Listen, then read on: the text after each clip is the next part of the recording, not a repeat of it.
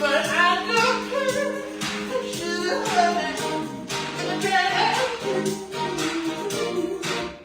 All right. Did anyone see where I put that phone down? Thanks. All right. I've had a lot of material to think of while I was all alone, so I'll do some of the stuff that's just from like alone in the apartment kind of. You remember being all alone. You know that thing where you have a bad habit of wiping your hands on your pants, and then you got wearing pants, and you go and do it anyway. You just got sauce on your thighs. And I kept thinking, I was wandering around my own place, I was sitting in a circle, and I was thinking, is there a better, faster way to waste my time? Never figured that one out. I lost interest in my job, got high, fell in love, started a band, did with it's either. So I've been unemployed for as long as I can remember. Woo! Can't remember that long ago. But I started to get this prickling urge to write things down. Filled notebooks with nonsense. We're living in the 21st century. You must acknowledge you have everything a person could ever want to have, except what you're told that you should want, that you're trying to get real bad. It turns out it's not a club for fighting that you want. It's not that we all just want a club for fighting. It's more that we want a club for fucking other men. Who would really rather be anonymous about loving Fight Club. And man-on-man fucking, it's embarrassing for both sides. So,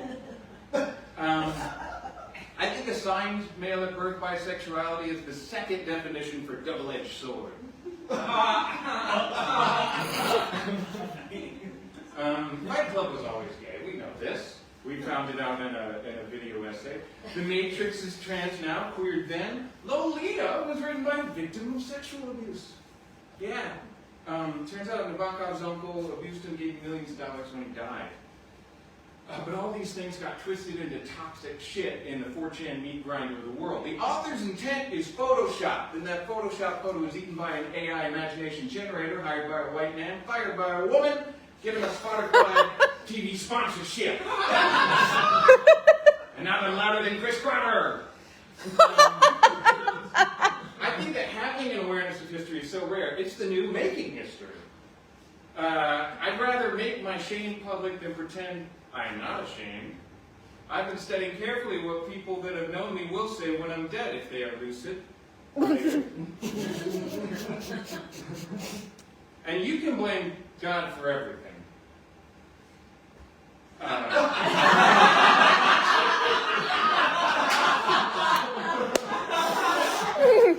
But I can't. Because I don't think he's real. But I can remind your bartender that there is no such thing as free will. Only circumstance and chemistry. I mean, when you're looking at yourself in a Zoom meeting, you wonder, can you even look into you?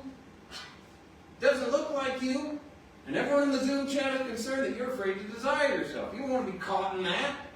I say give yourself a wink when people seem distracted.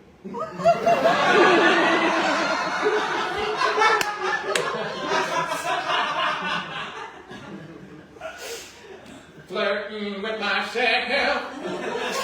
Depression exists. It's much more powerful than music. You didn't know that. I'm trying SSRIs now. The Cheep show has completed lots of projects. That's sometimes helpful for depression. Go back and look at what happened before. I still exist. And I don't evaluate best to worst. My best work, it looks exactly like my worst work, because there's no way to quantify a good-bad ratio when we're talking about art. Woo! Especially in one artist's catalog. One critic may decide top to bottom, ranking of the Beatles, there's no light here. It's a dark corner there. One critic might say, here's the best Beatles song, there's the worst, but the second critic will be like, well, I have some disagreements immediately, right? There's no for sure.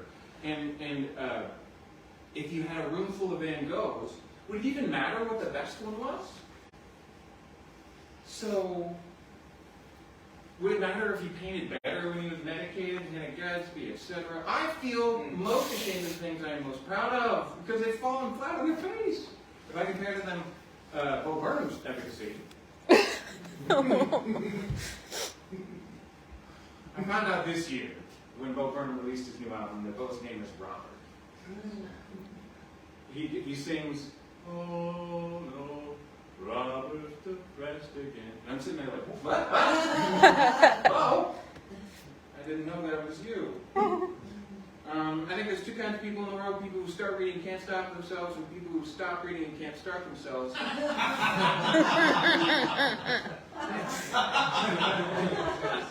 But I also think they're the same person.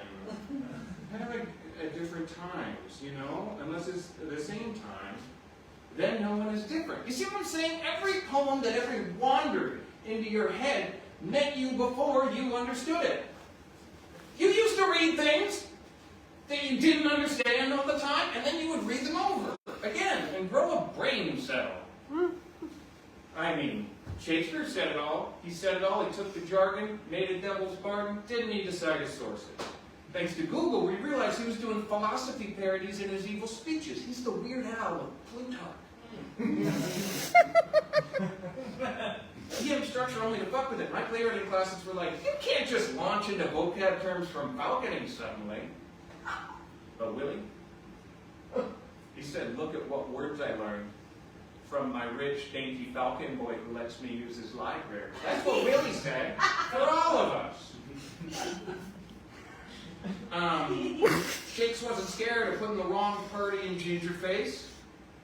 He said, let's make the racial clown the crux of our tale. Yeah.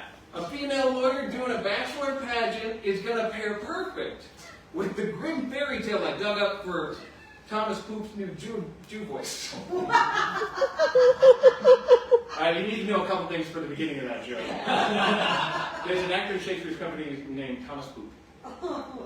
And also that when they did Shylock of the Merchant of Venice, they thought the Jewish people had red hair and freckles and enormous noses. They hadn't met any Jewish people at that time. It was just an idea. It was an imaginary thing. I tried to explain that to my dad. He got mad about it. Shakespeare didn't say you're only allowed one perspective. He said, like, nothing, personally, in writing.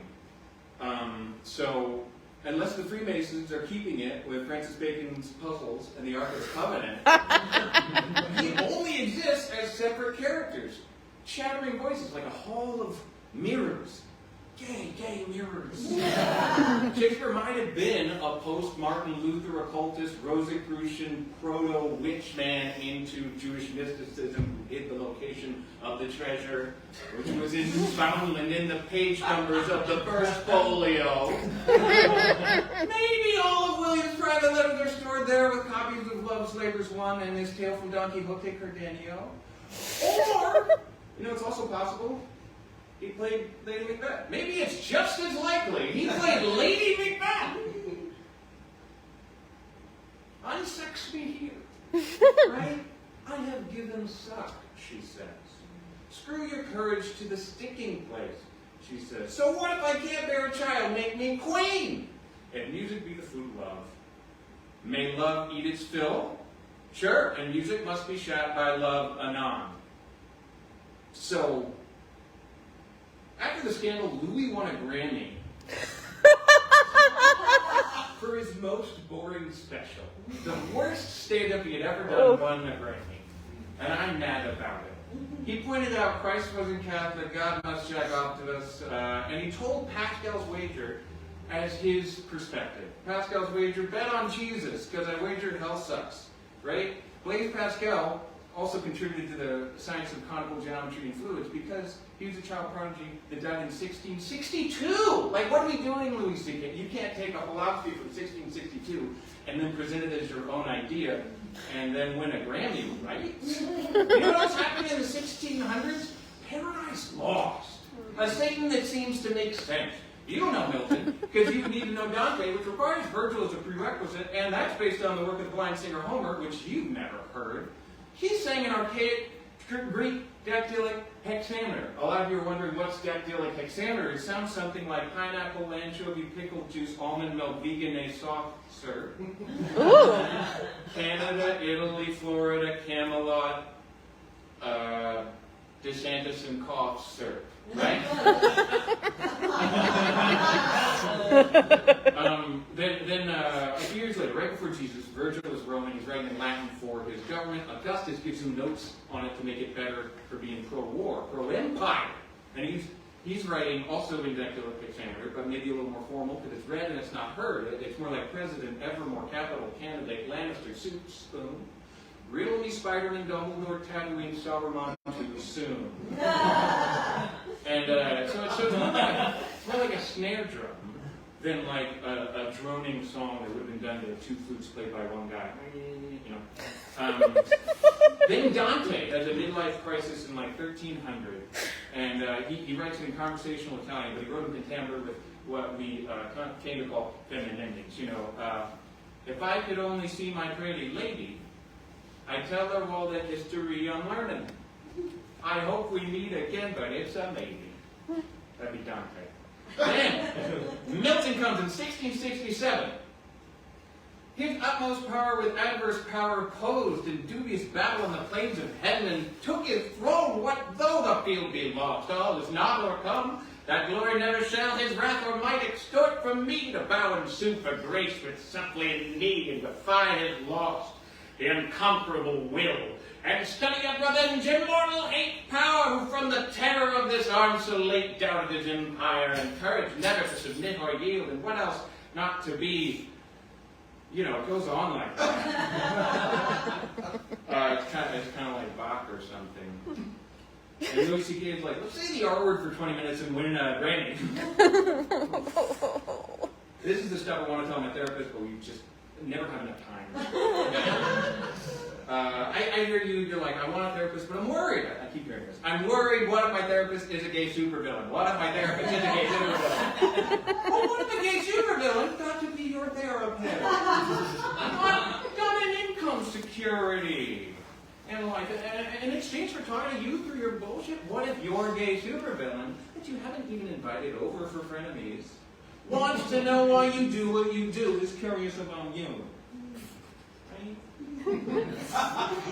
Villain just means peasant, and super means top, and being the top of the poor is way better than being the bottom of the rich. I need a social life. I don't have friends because the people that I need. I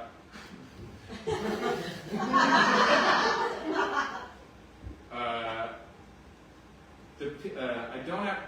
It's all out of order, Steve. I'll tell that joke later. But you know, I'm doing okay because I still haven't lit my hair on fire. I get highlighted. My hair's very long. That's really impressive if you're me. Does anyone hear me?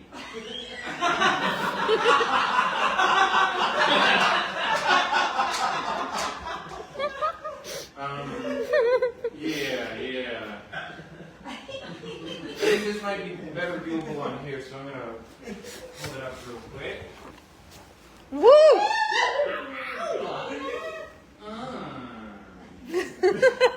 Thank you for your patience, everybody. It's a pleasure to perform. I'm clicking the arrow. Why doesn't it want to show me what's there? Spacebar.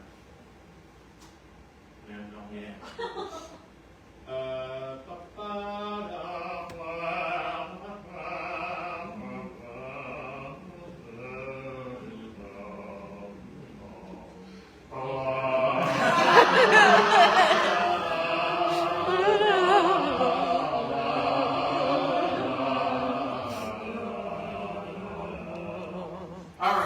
If you're me, you're gonna love this song. They call me the noodle. I was slippery if wet. Oh, they call me the noodle. Couldn't tackle me just yet. Because I always change directions with my hips and in my head. Oh, well, they call me the sloth because I do a good chameleon. Leo called me the sloth, and I thought about my still young. Oh, when I become a fun guy, please excuse my super still young. Call me dancing queen. Bad boy style volleyball.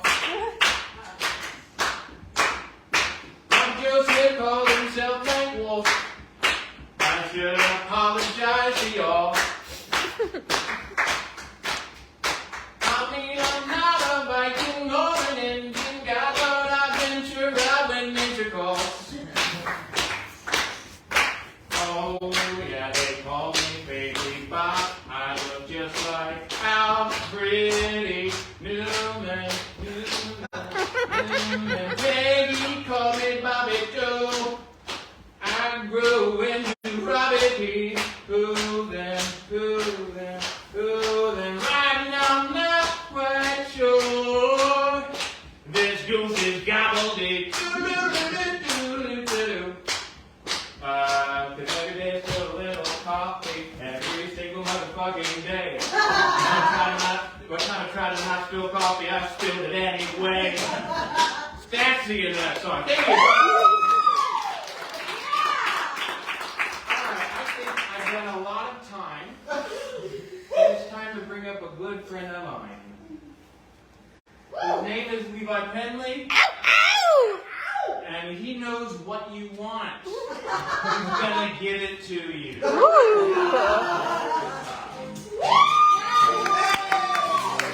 Since you abandoned me, my whole life past. Won't you pick the pieces up? 'Cause it feels just like I'm walking on broken ground. Oh, yeah. I love karaoke, y'all. I really do. Pretty much any activity where I'm standing in front of people and they have to listen to OPP. 5 stars. I worked with a guy for a while who did not like karaoke. I know this because he told me. He said, I hate karaoke. I hate it. To me, it's essentially masturbation. And I was like, have you tried masturbation? Are you doing it wrong? What's wrong with you? Like, you made a perfect comparison and then missed the point. It's the worst bad review of something I've ever heard. Dear Yelp, I ate here for brunch last weekend. I came 3 times. I hate it. 0 stars. Woo! Y'all pumped? Yeah!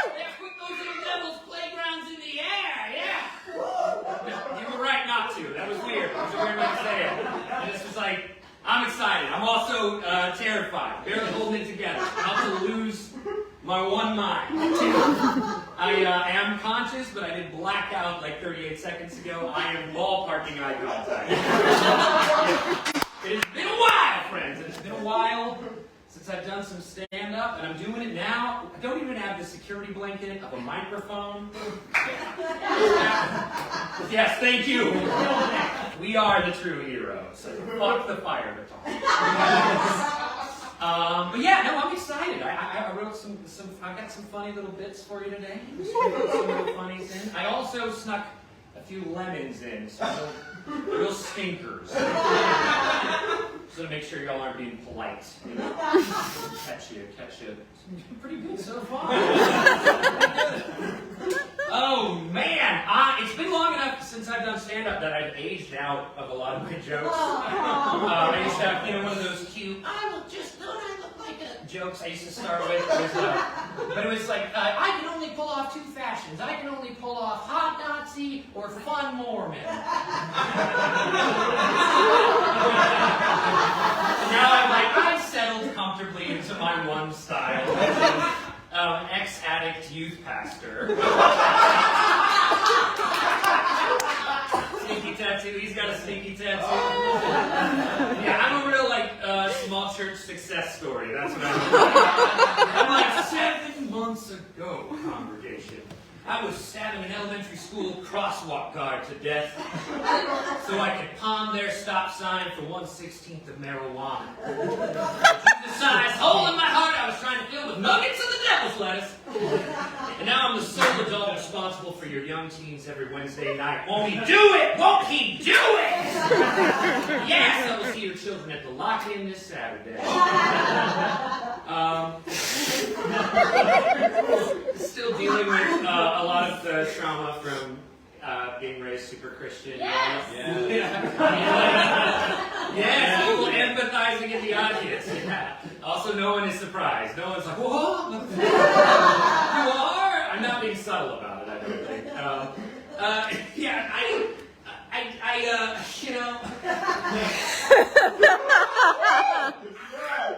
I grew up weird Christian, all right? Not like, Yes. I mean, they're all a little weird, but I grew up with, like, special kind of weird Christian. Like, other Christians were like, we don't hang out with them. Like, wake up on Saturday morning and go to nearby neighborhoods and knock on doors to invite them to my father's church. Christian. Can you imagine? That's fucking psycho. I can't imagine if I opened my door the first day after laboring for all week to find a fucking Aryan child soldier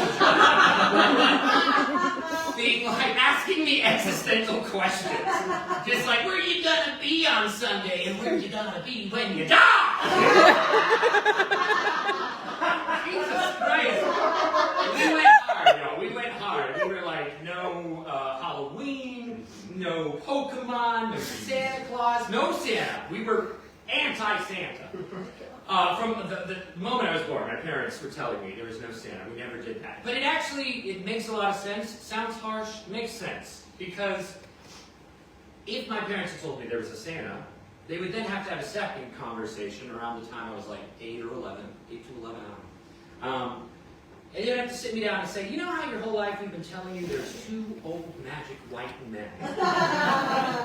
One of them lives in the North Pole with elves. Reindeer, makes presents all year, gives them to you once a year. The other one lives in heaven. He tortured his own son to death, and it's your fault! One of them's not real. You want to take a guess? Be careful, one of them's real jealous. Doesn't have the greatest record in child murder either. Not exactly a spotless record. Yes. But I talk a lot of shit about Christianity. I think it's only fair to talk about all the things that it gave to me. Because it did give me a lot. Christianity gave me a strong conviction to do the right thing. It gave me sexual anxiety. It gave me social anxiety. It gave me regular anxiety. It gave me my love of music. Depression, Stockholm Syndrome. The list goes on and on. Listen, my cup runneth over. Blessed and highly favored. Anybody else here grow up religious Christian? Any kind of religion? Who here grew up believing in a religion of some sort? Keep your hand up if you still believe in it. Won't he do it? Won't he do it? Oh, that's the devil right there. Oh, okay. That was fun. Like all the things Christianity gave to me, that one killed. The crowd work, that was okay. Well, I do not miss the South. I grew up in the South. I grew up independent Baptist in the South. And you might be thinking, you grew up Southern Baptist? Absolutely fucking not. Okay, we're nothing like those. We believed in autonomy of the local church. And everything else was pretty much identical to the Southern Baptist. But I don't miss the South. I'm not crazy about, I got people there I love, but I don't miss the place. Last time I was there, I was at a bar. I overheard someone in the bar